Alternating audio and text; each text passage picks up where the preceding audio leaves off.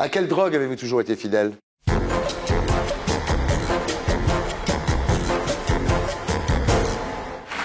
Jean-Michel Jarre. Bonsoir. Alors, Jean-Michel, 56 ans, Ouais. toujours aussi juvénile. Ouais, il faut voir l'intérieur. Ouais. Bon. Mais à l'extérieur, c'est très bien préservé. Ouais. Vous buvez pas? Un peu. Un peu quand même. Ouais. Vous fumez pas? Ça dépend quoi. Ouais. Et un peu aussi. Un Ouais. peu aussi. Tu notes, Laurent. Régime? Pas franchement. Non. Non. Un peu de botox? Pas trop non plus. Pas trop de botox. Sport? Pas trop. Mais c'est quoi alors le secret de votre... C'est de dormir Maman, beaucoup. aide-moi, dealer. Ouais. Elle a 90 ans la semaine prochaine. Ah ouais. Elle court comme un lapin. Ah ouais, d'accord. C'est ça le. C'est ça. Donc c'est ouais. génétique en fait. Ouais. Ouais. Ouais. Je sais que c'est embêtant, j'y peux rien. Je suis désolé, mais que ce soit ma mère ou mon père, d'ailleurs, ils sont plutôt en bonne forme. Ouais. J'ai un mail pour vous, Jean-Michel. Ouais. Un mail d'Isabelle Adjani. Ouais. Jean-Michel, où t'as foutu mon petit pull marine? Noyé au fond de la piscine, personne ne te voyait. Sous mon petit pull marine, m'enlacer, je t'embrassais jusqu'au point de non-retour, plutôt limite de notre amour. C'était l'affaire de l'été, là. Ça a été comme Quanta et Trintignant l'année d'avant, non? Sauf qu'il n'y a pas eu de mort quand même. Hein. Oui, il n'y a pas eu de Il faut mort. quand même se calmer. Quand même. Ouais. Non, mais c'est fou cette histoire, non? Ouais, c'est vrai. Enfin, c'est un peu gênant d'occuper autant de place alors qu'il y a des choses qui sont un peu plus graves qui se passent dans le monde. Donc j'avais un peu honte quand même. Ça a bien pris la tête de tout le monde, hein? La mienne aussi. Ouais, j'imagine, oui. Ouais. Alors l'histoire, on la connaît. Donc 2 ans après avoir fait la une de match ensemble, pour annoncer votre liaison, Isabelle Adjani, seule, y annonce votre rupture. Puis elle explique que vous êtes un pervers relationnel, qu'il a trompé depuis 6 mois et qui tentait de la détruire comme il l'avait tenté déjà auparavant de détruire Charlotte Rampling. Ça doit faire drôle de lire ça dans le journal, non? Bah oui, c'est plutôt choquant. Ça abîme, ça fait de la peine aussi par rapport au fait de mettre en cause Charlotte aussi, avec qui j'ai vécu 20 ans de manière très heureuse et avec qui depuis j'entretiens les meilleures relations du monde. On est très très liés, très amis, donc ça nous a beaucoup tous affectés. Mais dans ce cas-là, le clan se resserre, donc on survit quand même. Hein. Ouais. Alors la semaine suivante, changement de ton, c'est-à-dire c'est plus une femme blessée, c'est dans elle, c'est la dignité d'une femme, pourquoi je témoigne, donc là ça prend un tour déjà un petit peu plus hautain. Et puis la semaine d'après, alors là c'est le comble, dans l'Express, Isabelle Adjani explique qu'elle veut briser le tabou de l'infidélité masculine. Il faut libérer la parole des femmes sur ce phénomène de société. Alors là, vous devenez le symbole national de l'homme infidèle, quoi. C'est plus seulement une histoire qui tourne mal, là. Oui, enfin, j'ai toujours pas bien compris d'ailleurs tout ça. C'est-à-dire, d'une part, bon, moi j'ai décidé depuis le départ de ne pas faire de commentaires, comme vous le savez, dans la presse. Enfin, c'est désagréable déjà d'étaler sa vie privée en public, mais son intimité en public, c'est encore pire, je dirais. Et que, donc, j'ai décidé d'ailleurs, par respect pour elle, de ne pas répondre. J'ai évidemment une autre version des faits. Et en ce qui concerne le fait d'ériger un cas particulier en prétexte pour aborder un thème comme celui de l'infidélité ne semble pas du tout me concerner, tout simplement. Ouais. Donc là, à cause de vous, je dirais, ou grâce à vous, elle est partie dans un combat national. Elle veut faire changer la loi française qui ne reconnaît pas la cruauté mentale ni le harcèlement moral dans le cadre privé. C'est vrai qu'au travail, on peut accuser quelqu'un de vous harceler. Dans la vie privée, ça n'existe pas. Donc peut-être que grâce à vous... Bah, j'espère, ça peut peut-être servir. Je voudrais quand même dire que... Il va y avoir la loi Jarre. Voilà. Dans une histoire... Le Jarre est le mari de loi déjà, donc c'est pas... On n'était pas mariés, hein. Donc ça ne peut pas être le cas. On va dire le mal. Voilà. Donc, Tu es le mal. Le genre et le mal de loi. C'est le mal tout Bon, court. continuez, Jean-Michel, continuez. Non, je veux simplement dire que je pense que dans une histoire comme toute histoire, je pense que tout le monde l'aura compris.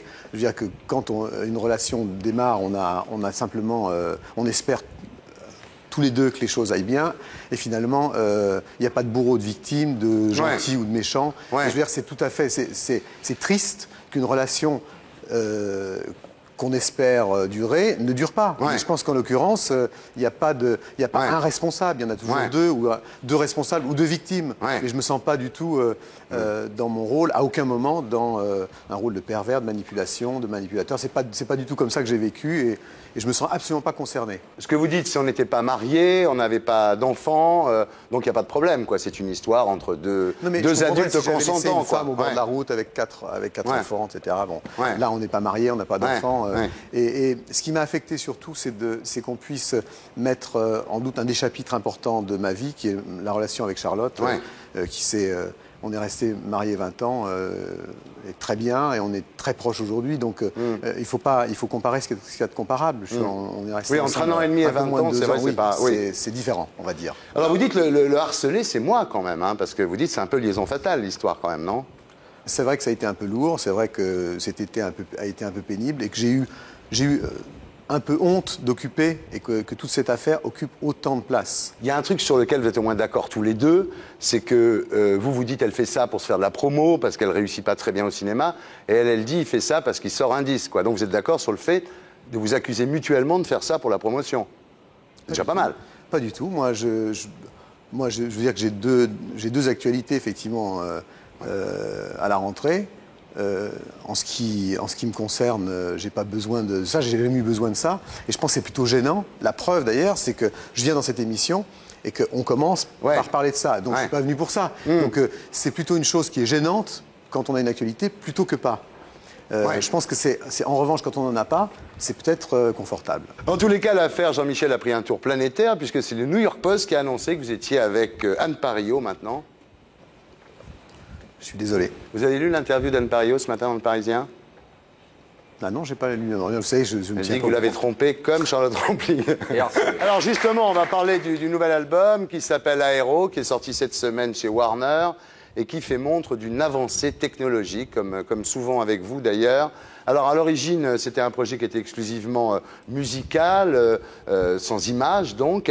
Et puis, comme il y a un DVD, vous avez décidé de mettre une image. Mais au lieu de faire plein de petits clips comme ça qui auraient été illustratifs, ça n'aurait pas été bien, vous avez une grande idée que vous allez nous expliquer, Jean-Michel. C'est vrai que sur un projet qui est avant tout musical, plutôt que d'avoir une série de clips et qui est un contenu narratif, j'ai essayé de trouver quelque chose qui soit à la fois personnel, à la fois universel, qui ne dérange pas le fait de pouvoir créer ses propres images, comme quand on écoute. C'est une très bonne idée, c'est une idée warholienne. Alors, il va l'expliquer. Il avait fait un truc Warhol avec Morrissey, ils avaient filmé un mec qui dormait pendant 8 heures.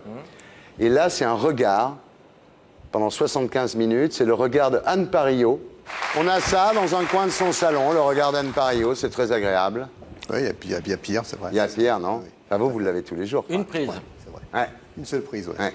C'est ridicule, elle aurait pu prendre un coca, avoir un RAW et hop, on la refait, tu vois.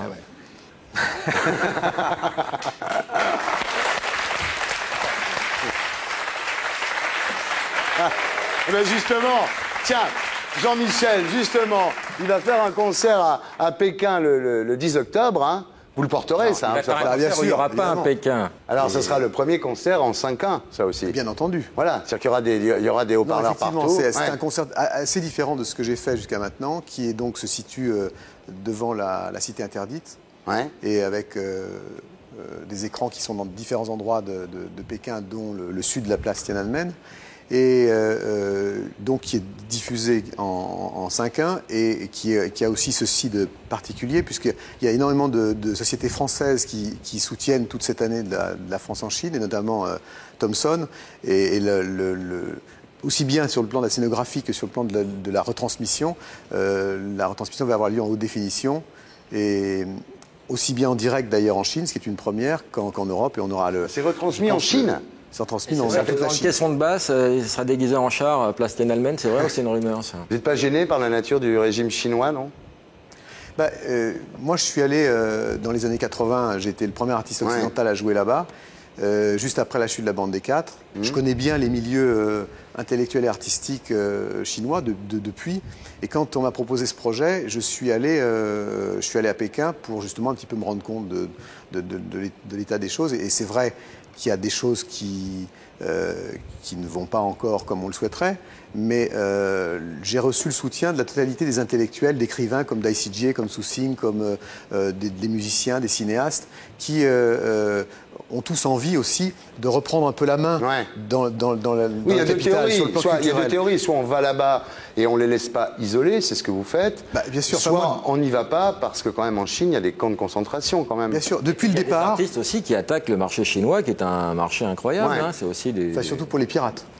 En Oui, ce qui enfin, il y a quand concerne même les- quelques disques qui se vendent. Il y a des sous à faire là-bas aussi. Mais hein. disons qu'au-delà de ça, je crois qu'effectivement, il y a deux attitudes, comme le disait Thierry. Il y en a une qui consiste à rester chez soi et à se dire, tant que les choses ne sont pas comme nous, on pense qu'elles doivent être dans un pays, en plus que je rappelle, près d'1,5 milliard de gens, donc les choses sont forcément un peu différentes. Et à ce moment-là, finalement, ça ne change pas trop les choses, parce qu'il faut bien se dire que pour nous, pour la Chine, nous, on est un peu Monaco. Ouais. Donc notre opinion compte pas beaucoup. Puis il y a une autre attitude qui consiste à aller là-bas et puis à communiquer, à rester quand même attentif, à ne pas non plus se laisser aveugler par un certain nombre de choses. Et je crois que c'est le but de l'année de la France en Chine. T'es convaincu? Non, pas trop.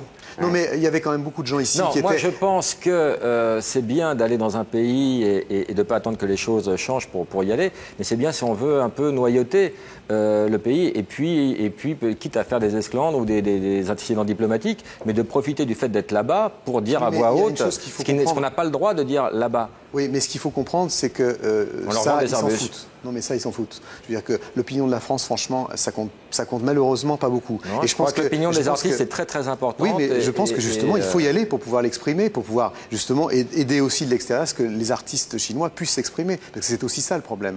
Et je pense qu'il faut faire attention de ne pas avoir un rapport avec les Chinois décalé. C'est-à-dire qu'on a à certains moments été maoïste aussi au moment où Mao déportait des millions de gens. Ouais. Donc il faut faire attention de ne pas toujours avoir une idée une idée préconçue de la Chine depuis le Café de Flore. Je pense que c'est important d'y aller et puis de rester les yeux ouverts, de ne pas être naïf et d'être attentif.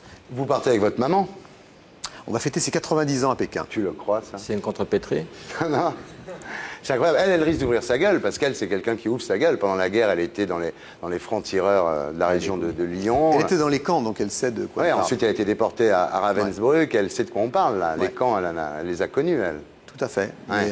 Et donc je suis très très fier et très heureux qu'elle puisse venir et qu'on puisse justement fêter son anniversaire à Pékin. Ouais. Alors, je disais récemment dans la presse, vous parliez de votre père, Maurice Jarre, et vous disiez que ça allait pas mieux, finalement, 40 ans après. À un moment, ça allait un peu mieux parce qu'il s'intéressait à votre fils, mais quand même, Si, c'était... j'ai pas trop envie de parler de ça parce que finalement les choses se passent pas si mal que ça. C'est vrai que quand on vit très loin d'un des parents et finalement l'absence ou la béance c'est pire que le conflit et que on se dit finalement c'est peut-être pas mal qu'on regrette peut-être que son père vous ait pas mis sa main sur la gueule parce que au moins c'est un vrai contact au moins c'en est un. Et que quand ça n'a pas lieu, c'est vrai que c'est lourd à porter, mais finalement les choses s'arrangent et puis je pense qu'elles vont s'arranger. Ouais. Enfin, en tout cas, c'est ce que je me dis. C'est quand même un truc dont vous êtes parmi, ça. Hein. C'est très difficile parce que finalement, finalement, si vous avez un des parents, ce que je ne souhaite évidemment à personne, mais qui meurt, vous en faites le deuil. L'absence, c'est un peu la différence. Donc, on n'a pas tellement de manière de prendre ça. Enfin, moi, j'ai eu du mal. Mais en fait, en même temps, je ne lui en veux pas. C'est l'histoire des parents. Au bout d'un moment, on ne juge pas son père ou sa mère. C'est d'ailleurs... c'est d'ailleurs l'erreur qu'on fait. On ne choisit pas ses parents, on ne choisit pas sa famille. Non, c'est vrai. Maxime Le Forestier. Enfin, c'est pas sûr. C'est pas sûr qu'on choisisse pas ses parents. Il y a une discussion. Alors, Jean-Michel Jarre, Isabelle Adjani a fait de vous, donc on le disait tout à l'heure, l'étendard de l'infidélité. En fait, vous êtes assez fidèle, contrairement à ce qu'elle dit. C'est pour ça que j'ai toujours pas compris d'ailleurs. Oui, parce que vous êtes resté quand même 20 ans avec Charlotte Rampling. Ce qui n'était pas d'ailleurs un record, ce qui était extrêmement agréable. Et c'est pas.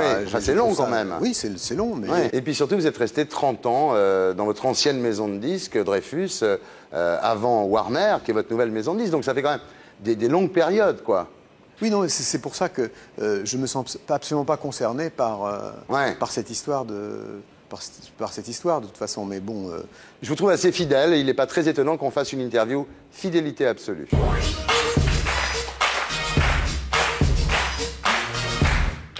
À quel groupe de rock avez-vous toujours été fidèle? Led Zeppelin, À quel chanteur avez-vous toujours été fidèle?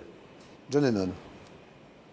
Mais il y en a d'autres. Hein. Ouais. Edith Piaf aussi, Kalsoum. Ouais. Jérôme Kalsoum. Ouais, ouais. C'était un C'est une choc pour chanteuse. vous. Vous l'avez vu, je crois, Ouais. au théâtre des Champs-Élysées, Kalsoum. Hein. Ouais.